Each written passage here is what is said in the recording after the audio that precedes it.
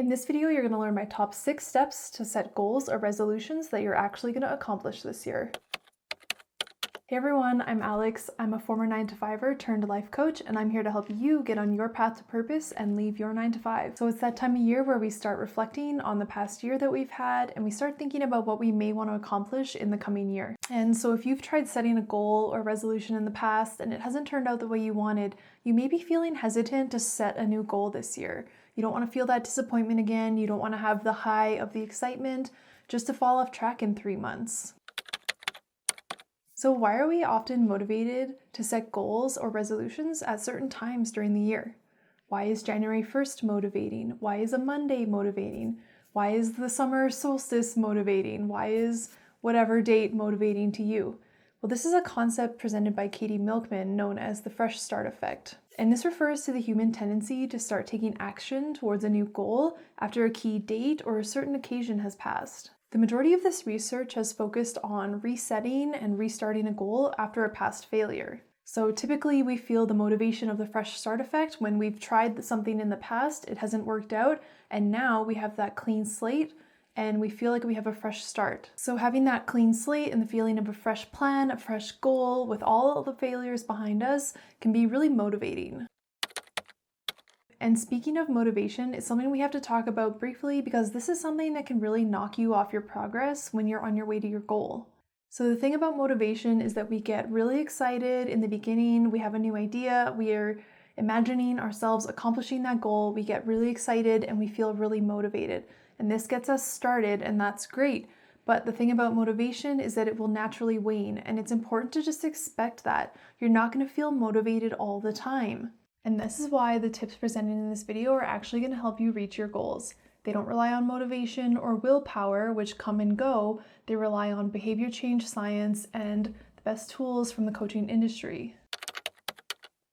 So other than motivation coming and going, why is behavior change so hard? This has to do with the fact that our brain likes the status quo. Right now, the way everything is safe. Even if you're unhappy about certain things in your life, even if there's things that you would change, right now you're alive, you're not being chased by a lion, and you're okay. So as far as our brain's concerned, this is good, and our brain doesn't want to change from what it knows. As soon as you start to make a change, there's the unknown. Your brain doesn't know what could happen, and there could be danger in that change. So when you do start to try and make change in your life, your brain will kick in and try and keep you in your status quo. In coactive coaching, that little voice in your head is called your inner gremlin.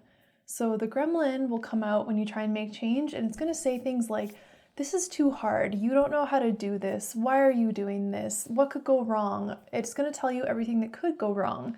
And it's going to try and introduce doubt and get you to stop making changes because it wants to keep you safe. So one thing that you can do is just expect that you're going to have your own little gremlin pop up as soon as you start making changes in your life, and it's going to try and introduce doubt into your mind. So you can either do your own sort of mind management techniques, or you can work with someone like a coach to help you manage your mind and manage the gremlin. So how do we make behavior change easier? So the first thing you can do is to make it compelling or make it fun. In coactive coaching, we use the compelling way. What would be a compelling way to do what you're trying to do? And Katie Milkman suggests make it fun. Both of these things are referring to the same concept of there's many paths that you can take to accomplish your goal, and so which one would be the most fun or the most compelling for you to take? So the example that Katie gives is if you're trying to start a new fitness routine, maybe you bundle your favorite show with the gym, so you only get to watch your favorite show when you're going to the gym. The second thing you need to do to make behavior change easier is to be flexible. Approach it with a flexible attitude. Just know that some days maybe you'll miss a day, or maybe you won't do things at the time that you planned, but have that flexibility to say, okay, I'll do it later, or that's just a day that I missed and I'll get back on track tomorrow. So the last thing that you can do to make behavior change a little bit easier is to have a plan that considers the obstacles that could come up. So often we have a plan for the steps that we need to take along the way, but we don't actually consider what obstacles could pop up along the way. And so when that happens, we don't actually know what to do in those moments, and we can default back to behaviors that don't actually make progress towards our goal. So this could be like actually thinking about, well, what would happen if I missed a day? What would I do? Or if you plan to always work on your goal from 9 a.m. to 11 a.m. on Saturdays and something comes up, maybe you could think about, well, how would I move around my schedule to accommodate that? Maybe I could just work on it later that evening or the next day. So in addition to having a kind of what if contingency plan, you can also use visualization or mental rehearsal. So research is actually finding that when you visualize or mentally rehearse something, it activates neural pathways just the same as if you had actually done that activity. So when you think about, say, doing a bicep curl, it actually activates the mental pathways similar to if you had actually been doing a bicep curl. So often a lot of our behaviors are habitual and they happen without us even thinking about them. And a really common example of this is, say you're driving home from work, you're kind of spacing out, and all of a sudden you're home. You have that muscle memory and that neural pathway that knows how to drive you home, even if you're not 100% paying attention. So sometimes our neural pathways are pretty entrenched. We've been doing these habits for a long time, and if you're trying to start a new habit, it can feel really hard to get started. So visualization is one of those tools that you can use to start building those new neural pathways that makes it a little bit easier when it comes time to actually doing it in real life. So let's hop into my 6 steps to set goals that you'll actually accomplish this year. So the first thing that you want to do is get clarity on what you want to accomplish and why you want to accomplish that. Start to imagine yourself when you've accomplished that goal. What are you going to look like? What's it going to feel like? What are other people going to say? How is your life going to change? Really start to imagine yourself stepping into that new identity of you who has the goal. And really ask yourself why you're trying to accomplish this goal. Is it something that you think you should do, or is it something really linked to an inner drive inside? One of the best ways to set goals is to link them to your values. So for my own example, I have really strong values around freedom and autonomy, so it was really easy for me to set a goal to leave my 9 to 5. I wanted to be able to set my own hours, work from wherever I wanted, and be my own boss. And because that goal was linked to my own values and I had an inner drive to accomplish that goal, it made it a lot easier to reach. So once you know what you want to accomplish and why you want to accomplish it, you move on to step number 2, and that is to set a SMART goal. So the SMART goal concept was first presented by George T. Duran, and it's an acronym that represents the components of successful goals. So it stands for specific, measurable, attainable, relevant, and time-bound. So specific really helps get the ball rolling and getting that clarity on what you want to accomplish. If you have a goal of getting healthy next year, that is not specific, and it's also not measurable. So you have to narrow that down from get healthy and figure out what that exactly means for you. Does getting healthy mean eating healthier, being more active, being stronger, being able to do a pull-up? What does that mean to you? So set a specific goal. And so with the example of wanting to quit your job, what exactly is needed to make that a little bit more specific? I want to quit my job and start my own business. I want to quit my job and find a new job. I want to quit my job and take 6 months off. So moving on to M, measurable. How will you know when you've accomplished your goal? So if you have a strength goal and you just want to be stronger, that's not going to help you know when you're stronger. So it needs to be more measurable, like being able to do, say, 10 pull-ups. That's a number that you can measure and you'll know when you've hit 10 pull-ups. When you're thinking about quitting your job, what's a measure that will let you know that you're ready to quit your job? So if you want to quit your job and start your own business, well, maybe it needs to be measurable in the sense that you are making a certain amount of money per month off of your side hustle that will allow you to quit your job and go into business for yourself. Or if you're the example that wanted to quit your job and take 6 months off, well, how much money do you need to have saved to be able to take 6 months off? So that's a measurable number that you can reach towards, and once you have that much saved, you'll know you're ready to quit your job. Okay, moving on to A, attainable. You want to make sure that you can actually reach your goal. And so I'm definitely a big fan of dreaming big and not being limited when you're thinking about what you want to achieve, but you also want it to be attainable. And the reason for that is because that's actually what gives you those little motivation bumps along the way. When you start to see little small wins piling up or you start to see progress. So if something's really far out of your reach, it's going to be a lot of work and it may take a long time to reach. And so you're probably not going to have that motivation. It's going to take a lot of willpower, and you're gonna have to really want that to stick with it for the amount of time that it takes to reach those kind of far off goals. Okay, are relevant. So this is what we were talking about earlier when you kind of set goals because you think you should, or because everyone else is, or they're goals that are kind of externally motivated, but they're not actually linked to anything that you want. So you have to make sure that your goal is relevant to you, and one of the best ways to do that is to base it on your values and how you can use that goal to better express your top values in your life. Okay, so T, time bound. So you really want to have kind of a due date or a timeline that you think you can reach your goal by.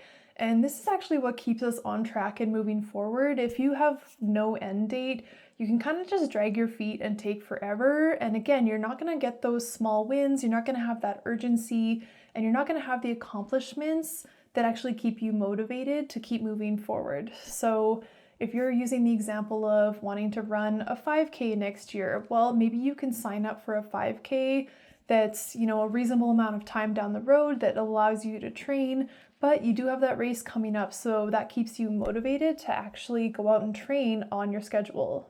And using the job example, say you want to quit your job and you need to have a certain amount of money saved up and you need to pay off a certain amount of debt before you're ready to quit your 9 to 5. Well, put some time into thinking about how long will it take me to pay down that money and save up a certain amount of money. So maybe you can set that as your timeline for when you think you can quit your job. Step 3, once you have your SMART goal, you can break that down into action steps. So what actually needs to take place before you'll be able to accomplish your goal? And maybe you already have in mind some of the steps that are needed to reach your goal, or maybe you're kind of struggling to figure that out. And so one of the questions that you can ask yourself is, what would the future me that's already accomplished this goal do? And some other questions that could help you figure out what steps you need to take would be to consider, what have you tried in the past? What worked in the past? What didn't work in the past? So what needs to be done differently this time in order to have success? And again, like we talked about earlier, consider what could knock you off track and have that included in your plan. And if you're not sure exactly what to do when you get knocked off track, try the exercise again where you think about, okay, what would future me that's already accomplished this do in this scenario? What would they do if they came up against this hurdle? What would they do if they were knocked off track? So what's really important here is that when you have your action steps, you want to make them really small, really bite-sized, and really actionable. So this will allow you to actually get some momentum and start getting some wins under your belt. That's going to keep you motivated and make you excited to keep going. So an example here can be like, say you want to build your own website. If you just write down build website, every time that you look at that on your to-do list, you're not going to do it. It's too big and it's not broken down into actionable steps.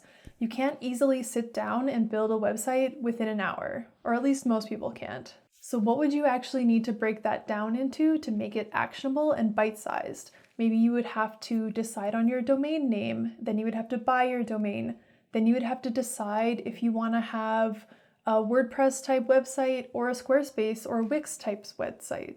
And then you'd have to actually sign up for, say, Wix or Squarespace. Then you'd have to choose your theme.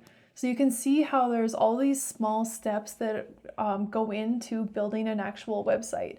And once you have those steps laid out, you can actually start to make progress. You can check things off your list, and that's going to give you that feel-good hormone that you've actually accomplished something. So tip number 4, once you have your action steps, is to set habits around your goal. Your initial spark of excitement and motivation is what gets you moving, but your habits are what sustain you down your path towards success. So what new habit do you need to start reaching your goal? If you want to run a 5K, you need the habit of getting into running. If you want to leave your job and start your own business, then you need the habit of setting aside time on evenings or weekends to work on your side hustle. And one really important thing when it comes to setting habits is to do one new habit at a time. You want to allow yourself to get into the new habit and have it stick before you add something else on. When you try and take on too many things at once, you can get overwhelmed, and overwhelm can lead to missing days because you just forget or you had other things going on, and then you can be demotivated because you missed that day and you feel like you got knocked off track. And even though we've already talked about being flexible, it's still natural to feel a little bit upset if you just were a little overwhelmed and you forgot to do your habit that day. So if you think about the example of running a 5K, there may be more than one habit that you want to start to support that goal. So of course you want to start running every week, but maybe you also want to add the habit of stretching and doing yoga to support your strength and active recovery. Or maybe you want to start improving your nutrition because you want to be able to build muscle and fuel your muscle for those runs.